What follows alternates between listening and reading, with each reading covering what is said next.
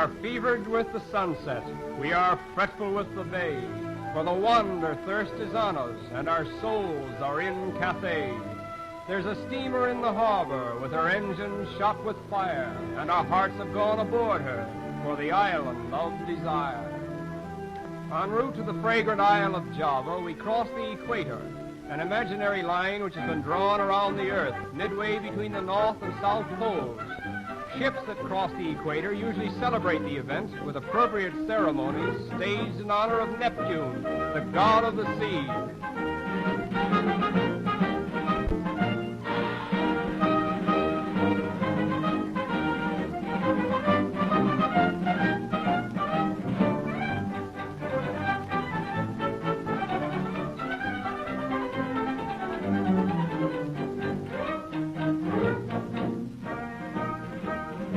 Passengers who are crossing the equator for the first time are summoned to appear at the court of Neptune, where, with fiendish glee, Neptune's chief justice metes out punishment for the victims.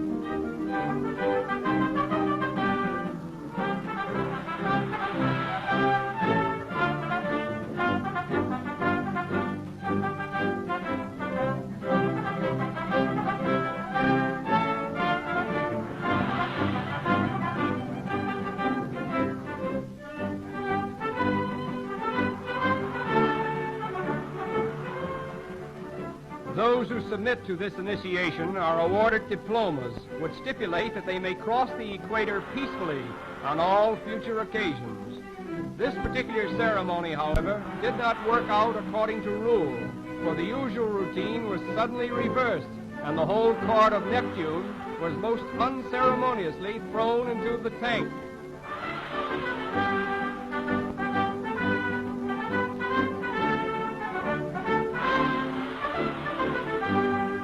After crossing the equator, we continue on to Batavia, the chief seaport of Java, the most important island of the Dutch East Indies. Over 300 years ago, a colony of Dutch immigrants settled in Batavia and gradually extended their authority until for a time they practically monopolized the foreign trade of the East Indies. Great Britain gained control of Java for a few years, but finally returned it to the Dutch. Local self-government, economic betterment, and popular education are some of the benefits enjoyed by the natives as a result of the present-day colonial policy of the Dutch. Many hardships have been endured by Holland in holding and building up her island empire, but it has made her the third colonial power in the world today. As in Holland, the Dutch have built canals here for the purpose of transportation, but apparently this one has been turned into a municipal laundry. The finished work is usually carried home in this manner.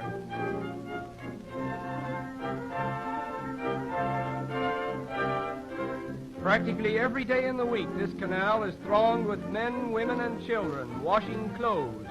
And this may be one of the reasons why the Javanese are considered to be a clean and wholesome people. Here is where the fast colors of the Javanese batik are put to their severest test. The native Javanese dress is called a sarong. It is of a soft, velvety texture and comes in many varieties of color, but brown and old ivory is the combination which appears to be the most popular.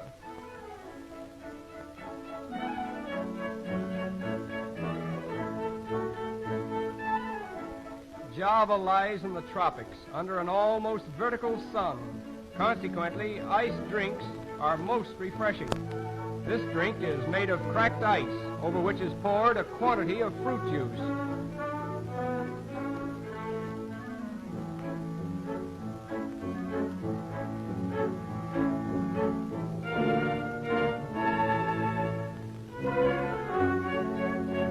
Wherever we go in this tropical island, we see the natives carrying baskets balanced on bamboo poles, and so weighted as to necessitate a half trot to keep the baskets in place. The chief occupation here is the cultivation of fruits and vegetables, which are carried to market in this manner. As in most Oriental countries, the native dead are usually carried through the streets like this.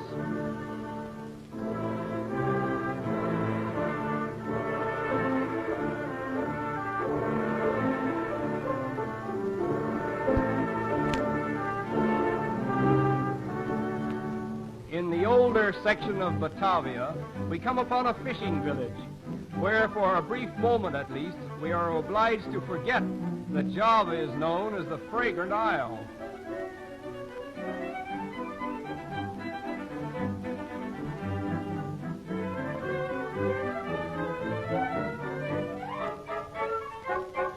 Very little meat is eaten in this country. Consequently, fish is one of the chief articles of diet. Practically every known variety of fish may be purchased here.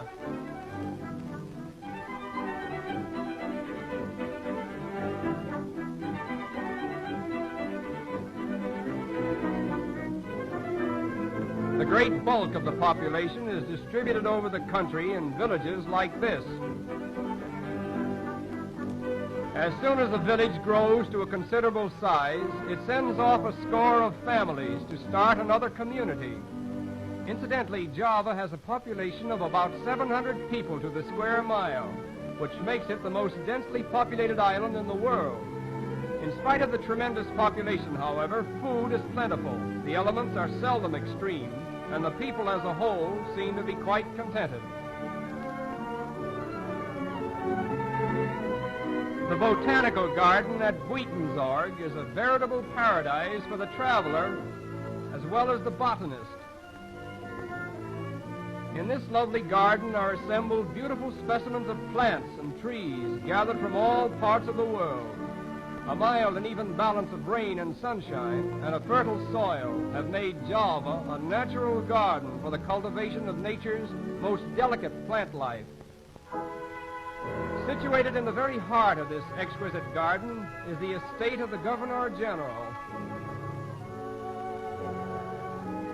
These giant lily pads have been known to support the weight of a small child.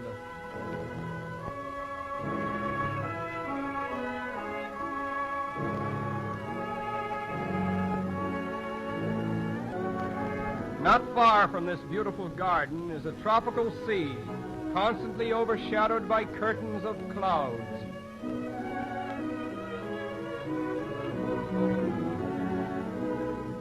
The breezes which blow from the island of Java waft an enticing fragrance to our ship as we reluctantly sail from its shores. And here we say farewell to the fragrant isle.